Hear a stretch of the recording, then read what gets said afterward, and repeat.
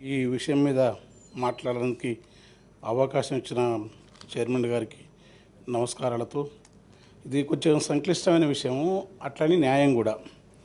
ఈ భారతీయ అంటే ఎక్కువ సమయం తీసుకుని, కానీ చాలా ఇది భారత సమాజంలో అశేషమైన మెజార్టీ ప్రజల లేకుంటే అట్టడుగున ఉన్న ఈ శ్రేణులకు సంబంధించిన ఈ విభజన అనేది, దీని వెనుక 3000 సంవత్సరాల నాటి వర్ణ వ్యవస్థ, దాని అసమానత, నిచ్చెన మెట్ల వ్యవస్థ యొక్క దుష్పరిణామ ఫలితంగా ఈ దేశంలో వృత్తులు ఘనీభవించి శ్రమను కొందరు కొన్ని పనులు చేయాలని దానివల్ల వచ్చిన దాని ఫలితం చిలికి తరాల కొద్ది వచ్చి రిజర్వేషన్లు అనే హక్కు సాధించి అంబేద్కర్ ఇచ్చిన తర్వాత దళితులలో అటు ఉత్తర భారతదేశంలో మొదట వాల్మీకులు చమార్లకు వ్యతిరేకంగా, అంటే ఇక్కడ మాదిగలకు సమానమైన చమార్లకు వ్యతిరేకంగా మొదలైంది ఆ ఉద్యమం.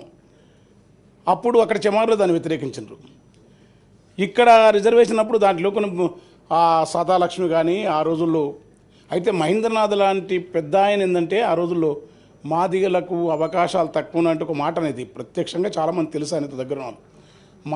మాల ఎవరికి తక్కువ, మాదిగలకి తెలివేందుకు తక్కువ ఉంటుంది, మాదిగలు ఎందుకు వెనుకబడతారు, ఇది కరెక్ట్ కాదని యూనిటీ కోరుకున్నారు. మాదిగల్లో కూడా ఆ రోజు ఉన్నారు. భాగ్యరెడ్డి ఓనవ కానీ, అరిగ రామస్వామి కానీ, నాగయ్య లాంటి వాళ్ళు మొదలుకొని జేబిరాజు లాంటి వాళ్ళకు చాలామంది ఈ సమాజం ముందుకు రానికే పనిచేసినారు. అది వివరాల్లోకి పోను. కానీ ఒరికి ఎందుకంటే చాలా పాలకులు ఎవరైతుండ్రో ఏ పార్టీ అయినా సరే ఈ విషయంలో ఆయా సమూహాల నుంచి ఆవేశం రావటం, వాళ్ళు దీనిపైన ఆవేదనతో మాట్లాడడం బాగుంది. కానీ ఈ వ్యవస్థ ఇంతకాలం జరుగుతూ ఉన్న ఈ అసమానత్వాన్ని, కులాన్ని, మేము ఛాయ తాగితే గ్లాసులు మైలబడిపోతాయంట, మేము మొక్కితే దేవుడు మహిమగోలుపోతా అంట, మేము గుళ్ళె కడుగు పెడితే గుడినే వెలివేస్తారంట, గాలి వీల్చి వదులుతున్నాము గాలిని కూడా వెలివేస్తారా, వెలిగే పొద్దుల తిరుగుతున్నాము పొద్దును కూడా వద్దంటారని అడిగిన ప్రశ్నలకు ఇన్నేళ్ల నుంచి కూడా సమానం చేయకుండా, కొంచెం నేను ఎక్కువ టైం తీసుకున్నాను, చాలా ఆవేదనతో మాట్లాడుతున్నాను. చుండూరులో 9-10 మందిని బలిదానం చేసి రక్త క్షేత్రాలు జరిగితే ఇదే న్యాయ వ్యవస్థలో ఇంతవరకు వాళ్ళని ఎవరు చంపిన తెలియదు. లక్ష్మీపేటలో ఏమి జరిగింది తెలియదు. కారంచేడులో ఇప్పటివరకు ఏం జరిగింది తెలియదు. న్యాయ వ్యవస్థ పట్ల కూడా మాకు గౌరవం ఉంది, అత్యున్నత న్యాయస్థానం. పైగా జస్టిస్ చంద్రచూడ్ లాంటి మహానుభావులు, ఎందుకంటే వాళ్ళ నాన్నగారు సీనియర్ చంద్రచూడు, వీళ్ళంతా కృష్ణయ్యరు, లేకుంటే భగవతి, చిన్నపరెడ్డి, ఆ పరంపరలో నుంచి వచ్చిన ఒక ప్రగతిశీల అభ్యుదయ భావాలను న్యాయమూర్తిని ప్రజలు గౌరవిస్తున్నారు. ఈ సందర్భంగా మాట్లాడుతూ ఇంతకాలం ఉన్నదాన్ని రాష్ట్రాలకున్న చేసుకోవచ్చని చెప్పే దగ్గర ఈ వర్గీకరణ చేసే సందర్భంలో ఈ ఉద్యమం రావడానికి కారణం ఏంటంటే ఈ వర్ణ వ్యవస్థ సృష్టించిన అసమానతలో కొందరికి కొంత అవకాశాలు, అంటే చరిత్రలోనే 3000 సంవత్సరాల నుంచి వీళ్ళ మధ్యలో మాదిగల మధ్య విభేదాలు ఉన్నాయి. ఇప్పుడు మాలలు కూడా బాధపడవచ్చు. కానీ పద్మనాయకుల యొక్క సింగభూపాలునికి రేచల్ర రుద్రుడు సమానమై, లేకుంటే బ్రహ్మనాయుడికి కన్నమదాసులుండి ఆ రోజుల నుంచి కూడా వీళ్ళ మధ్య శైవ వైష్ణవ తేడాలు ఉన్నాయి. మాదిగల మధ్య తేడాలు ఉన్నాయి, వృత్తుల్లో తేడాలు ఉన్నాయి. కనుక కొంత అవకాశం శైవమేమో మొత్తం రెబలుగా ఉంటుంది, వైష్ణవేమో వ్యావహారిక సత్యము, తిరునామాలు, చక్రాంకితాలు, పట్టు పీతాంబరాలు, ఇట్లాంటి జీవిత సత్యం వల్ల బాగా మాలలను కొంచెం దగ్గర తీసుకొని జిటప్రోలు సంస్థానం లాంటి సంస్థానంలో 300 ఎకరాలు మాల సంజనకు ఇచ్చినారు ఆ రోజుల్లో. అంటే ఇవన్నీ చరిత్రలోకి పోనా అట్లా మాలలకు కొంత అవకాశం ఇచ్చినారు వైష్ణవ సంస్థానాలు, వైష్ణవ ప్రభువులు. కనుక మాలలు కొంచెం ఒక మెట్టు ముందున్నది వాస్తవం, అది పై మెట్టులో. కానీ ఆ తర్వాత నిజాం వచ్చిన తర్వాత మాదిగలకు కూడా అంతే సపోర్ట్ ఇచ్చినారు. వరంగల్ జిల్లా లాంటి ప్రాంతంలో ఇప్పుడు ఈ ఉద్యమంలో ప్రధానమంత్రి కృపాకరు అని మాట్లాడతాడు, మంచి కవి రచయిత. వారి సాచరి జూపాక సుభద్ర వాళ్ళకి 30 ఎకరాల భూములు ఉంటాయి. మాదిగల మధ్య కూడా తెలంగాణలో మాదిగలకు చాలా చోట్ల భూములు ఉంటాయి. మాలని తెలంగాణలో చాలా వెనుకబాటు. క్రిమిలేయర్ అని ఒక మాట వాడినది సుప్రీంకోర్టు. క్రిమిలేయర్ మాట సత్యం అది. ఎందుకంటే కులం అనేది అన్ని ప్రాంతాల్లో అన్ని అదే చెమరలు ఉత్తర భారతదేశంలో వర్గీకరణ వ్యతిరేకిస్తారు.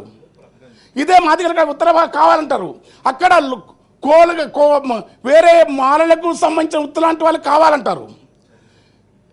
దక్షిణ భారతదేశంలో కేరళలో మాలలు కావాలంటే వీళ్ళొద్దానికి పరిస్థితి అట్లా ఉండాలి. అందుకని వీటి వివరాలకు కూడా ఈ సమానత్వాన్ని, వీళ్ళిద్దరి మధ్య ఉన్న ఘర్షణను ఇంతకాలం ఆస్తులలో, సంపదలో, పరిశ్రమల్లో, క్యాపిటలిజంలో, ఏ దాంట్లో రాజకీయ పార్టీ పదవులలో సమానమైన జనాభా ప్రాతిపదిక వాటా కావాలన్న ప్రజాస్వామిక సూత్రాన్ని విస్మరించిన పార్లమెంటరీ రాజకీయ పార్టీలన్నీ ఒక్క మాలల విషయం వచ్చే వరకు అద్భుతంగా అవతల త్యాగాన్ని ప్రస్తుతిస్తున్నాయి. అది వామపక్షాల నారాయణ మొదలుకొని అది వాస్తవంగా మందకృష్ణ అనటం న్యాయం అది. ఎందుకంటే మందకృష్ణ ఈ ఉద్యమాన్ని శాంతియుతంగా నడిపినందుకు ఈ వేదిక తరపున అతనికి నిజంగా చెప్తున్నాం. కానీ పాలక పార్టీలు ఏవైతున్నావో ఈ ఉద్యమానికి ఇక్కడి మంత్రులు కానీ గతం కానీ వీళ్ళందరూ చాలా అనుభూతిగా చెప్తున్నారు. ఒక పీడిత కులాల మధ్యలో సమస్య వచ్చినప్పుడు, బాధామయంగా ఉన్నప్పుడు ఇది ఎందుకు జరిగింది, ఈ ఉద్యమాన్ని మొత్తం ప్రజా ఉద్యమం నడిపే వెనుక ఏ శక్తులని ఆ రోజు వర్గీకరణ ఉద్యమానికి బలంగా అప్పటి ముఖ్యమంత్రి ఎన్ని రకాల సహాయ సహకారాలు ఇచ్చినాడో తెలియని విషయం కాదది. నేను పేర్లు ప్రస్తావించను. అదే సందర్భంలో వర్గీకరణ అయిపోయింది, సంతోషంగా ఉన్నారు. మాలలు సపోర్ట్ చేసినప్పుడు ABCD అని రామచంద్రరాజు గారు ప్రతిపాదనల మేరకు రెల్లి కులం అది తక్కువ ఉండదు 1%. ఆది ఆంధ్ర మాలలు తమను మాలలంటే బాగుండదు, మేము ఇదే మూలవాసులము, ఆదివాసులు, ఆది జాతి కనుక ఆది ఆంధ్రని పెట్టుకుంటే వాళ్ళు తూర్పు గోదావరి, పశ్చిమ గోదావరి, ఉత్తరాంధ్రలో దాదాపు మెజార్టీ జనాభా మాలట్ల మార్చితే వాళ్ళకు 1%, B 7%, C 6%, తర్వాత ఇతర ఉపకులాలకు 1%. ఈ 15%లో ఏ కులం చాలా కాలం దూరం కనుక లేకపోతే Bకి రావచ్చు, 7, 8. మధ్యలో ఉన్న Cకి రాదు, మళ్ళీ Dకి వస్తుంది, D లేకపోతే మళ్ళీ 9%. పివి రావు గారు ఏం చేసినంటే ఇది విభజనకు వ్యతిరేకం కాదు, మేము కోర్టుకు పోయింది కూడా చిన్నయ్య గారు కానీ అది కానీ మాలలంతా అనేక పోరాటాల్లో ఇక్కడ దున్నేవానికి భూమి మొదలుకొని ప్రజాస్వామిక ఉద్యమాలలో అనేక మంది ప్రాణ బలిదానం చేసిన వాళ్ళలో మీరు లెక్కలు తీస్తే చరిత్ర పొడుగుతా మాలల పోరాట చరిత్ర ఉంటుంది. తామే కాకుండా ఇతరులను బతకనిచ్చే మహోన్నతమైన వారసత్వ విలువలకు సంబంధించిన నటరాజం, పెద్దిశంకర్ మొదలుకొని మహోన్నతమైన మీరు ఇవాళ కీర్తిస్తున్న మహాప్రజాయుద్ధం యొక్క గద్దర్, కత్తి పద్మరావు, శివసాగర్, జేబీ రాజు ఎవరైనా సరే మాలలందరూ కూడా ప్రజాస్వామిక ఉద్యమాలకు బాసటగా నిలబడ్డారు. ఈ ఉద్యమాన్ని కూడా మాలలు అట్లా సంతకం పెట్టినదో ఇక్కడ శాసనమండలి సభ్యునిగా మీ ముందున్న నేను కూడా వర్గీకరణకు జేబీ గౌతమ్, పద్మారావు గారు, జేబీ రాజు గారు, శివసాగర్ ఇలా మేమందరం ఆ రోజులో ఉద్యమానికి సపోర్ట్ చేసినాం. కానీ మాల ప్రజలు అడుగుతున్నాడు, 12 ఏళ్లకు కూలి ఎక్కువ వేస్తారని పైటేసుకొని కూలిపోయే మా చెల్లెళ్ళ బాధ నీకు తెలుస్తలేదా? వాళ్ళ వర్గీకరణ అయితే సపోర్ట్ చేస్తున్నాడు మమ్మల్ని అడిగినప్పుడు మన బాధతో పాటు వాళ్ళ బాధని సపోర్ట్ చేస్తాం. కానీ అయితే మరి గ్రూపుల పత్తి ఏంది, జనాభా లేదని చెప్తారు. ఒక్క నేత కాని కమ్యూనిటీ మాలల వృత్తి మగ్గం, మా ముత్తాత కూడా మగ్గాలు వేసేది, తాత కూడా నిలిచినాడు. ఒక్క నేత కాని కమ్యూనిటీ 12-11 లక్షలు ఉంటారు, అది మాలని చెప్పరు. చాలా చోట్ల మన్య పని భూమి ఉన్నందుకు మన్యం అంటే మన్య పనులు అని చెప్పుకుంటారు, అది మాలని చెప్పరు, అది మాల ఉపకులంగా చెప్తారు. తెలియక తీసుకున్నారు. బేగరి వృత్తి కాటికాపరి ఆ రోజు బ్రాహ్మణులు హింసిస్తుంటే సత్య హరిశ్చంద్రునికి బాసలాడి కొన్న కమ్యూనిటీ వీరభావుడే మాల కదా, బేగరి ఉంటుంది ఆ బేగరి మాల అని చెప్పరు. ఇట్లా మొత్తం ఉపకులాల లెక్క తీసేసి మాలలు 2011 సెన్సస్ ప్రకారం 25 లక్షలు అంటారు. కానీ ఇప్పుడు దళిత సమాజం ఇద్దరిలో కూడా ఆదర్శనీయంగా కొంత వాయిస్ను బలంగా అంబేద్కర్ వాదాన్ని, కాన్సరాం వాదాన్ని, ఒక ప్రజాస్వామిక దృక్పథం ఇస్తున్న ఒక మేధావి విశారదని చెప్పినాడు. మాలలు 30 లక్షలు, మాదిగలు 40 లక్షలు తెలంగాణ అని చెప్పి. ఇది నా మాట కాదు, నేనంటే ఎందుకంటే మాల ఏ సమూహం ఏ కులం అని వెతుకుతారు ఈ దేశంలో. కనుక మాలల జనాభా ప్రకారం వర్గీకరణకు ఎవరికి తెలంగాణకు వచ్చే వరకు ఇక్కడ వర్గీకరణ ప్రకారం మాలలు వెనుకబడ్డారు.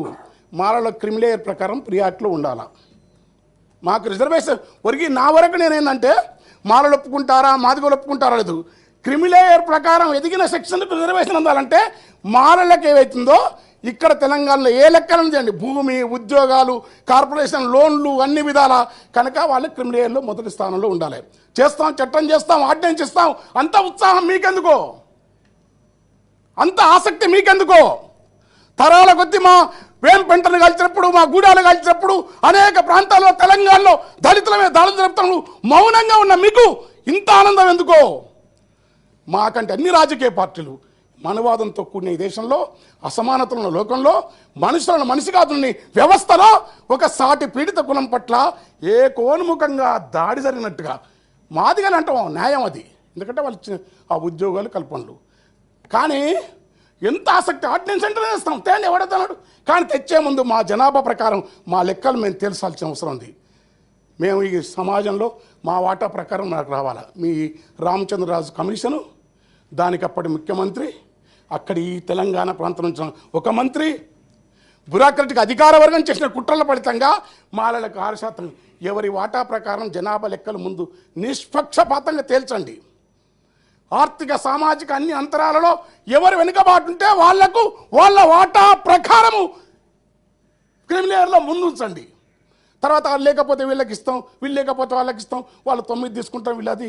కనుక అది జరగకుండా జనాభా లెక్కలు,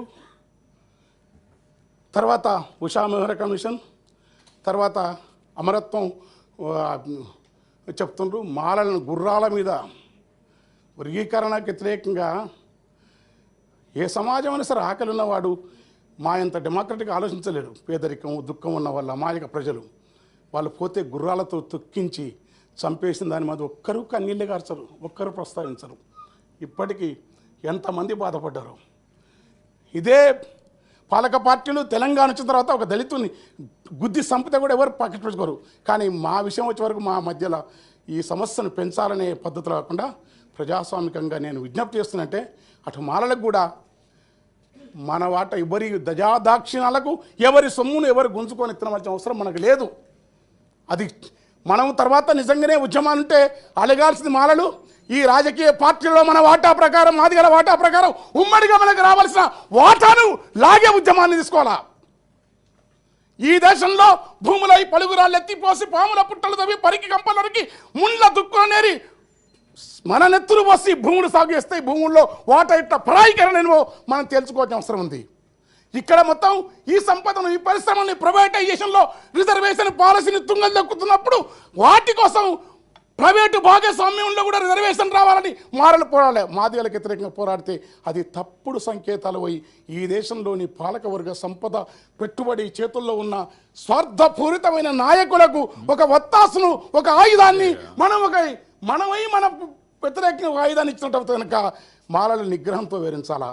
మాదిగలకు జరిగే మేలును అంగీకరించాలా. పోతే 2 కొలువులు.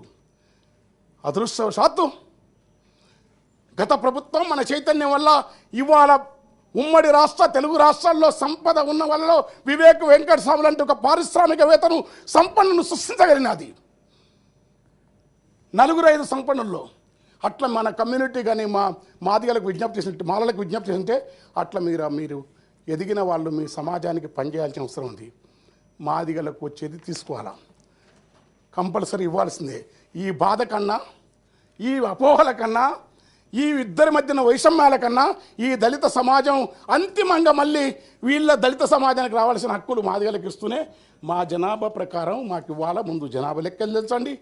మన్నెపోళ్ళు, మాలోళ్ళు, వలియదాసరి, బ్యాగరి, మాలమాస్టి ఇలాంటి కులాలన్నీ ఏవైతున్నావో మాల ఒప్పుకున్న నేత కానీ మా లెక్కలేస్తే మాల మాదిగల మధ్య నాకు తెలిసిన ప్రకారం ఒక్క 5% మాత్రమే జనాభా తేడా ఉంది. విశారదం లాంటి వాళ్ళు మంచి చెప్తున్నారు. కానీ కొందరు నాయకులు ఈ పార్టీలో ఉండి ఆ పార్టీలో కొన్ని వాళ్ళు మధ్య దళితులు కూడా వాళ్ళు ఎంత ఉండాలి, 12 మనం 12 ఉన్నాం, మొత్తం ఉండండి. ఇంకా మాకు రిజర్వేషన్ అనేది ఒక మనుషులను తమను తాము నిజంగా చెప్తున్నాం. కానీ దళితులు ఆత్మగౌరవంతో రేపు అంటే మేము రిజర్వేషన్, మేము బానిసలం, మేము అడుక్కుంటాం. కానీ కాదు, మేము మనుషులము. వీధిలో కొలువైనవో ముని ఒక్క దళితవాడ కదా అంబేద్కరు. నీ అంతరంగమే కరుణకు ఆలయం భయ అంబేద్కర హితకర భరత జాతి ఖ్యాతి నీవని అంబేద్కర్ వారసత్వంతో ఉంటే అంతిమంగా మనమే ఈ రిజర్వేషన్ అనే చిన్న ఉపశమనపు భిక్షాన్ని తీసేసి రాజ్యాధికారమే కాదు, మనం బతుకుతీతలను బతికి సమాజం కోసం పోవాలి. మా జనాభా ప్రకారం మాలల జనాభా చేయండి, నిష్పక్షపాతం చేయండి, నిష్పక్షంగా గ్రూపులు చేయండి. అప్పుడు న్యాయంగానే ఎమోషన్ అయ్యి మాకంటే మా మాదిగల కంటే మీరు ఎమోషన్ అయ్యి మీరు ఉద్యమాలకు తీర్మానాలు చేసి మీరు సపోర్ట్ కొడితే అది మా మీద వ్యతిరేకత మీ వ్యతిరేకత మేము విడిపోయిన ఆనందమా మాకు తెలుస్తలేదు. దయచేసి మీరు అర్చించాలని కోరుతూ థ్యాంక్ యూ. పెద్ద ఆయన నాకు ఇంతసేపు సమయం ఇచ్చినాడు. స్పీకర్ చైర్మన్ గారు వారికి నమస్కారం. ఆవేదన కూడా ఇదాలి కదా. అపెండిజీ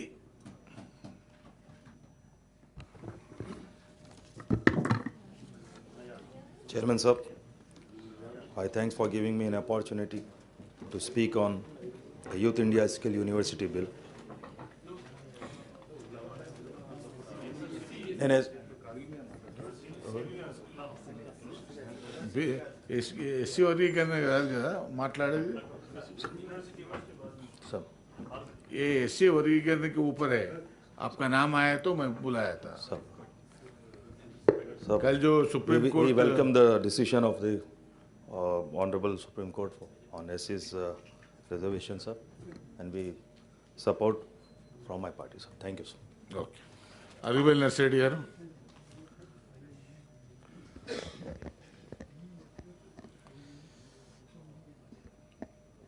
సమాజంలో